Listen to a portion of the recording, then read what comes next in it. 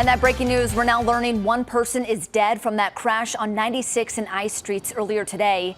Investigators say a Ford Focus drove through a stop sign at the intersection and was hit by a Jeep around 2:30 this afternoon. The driver of the Ford is identified as 45-year-old William Peters of Lincoln.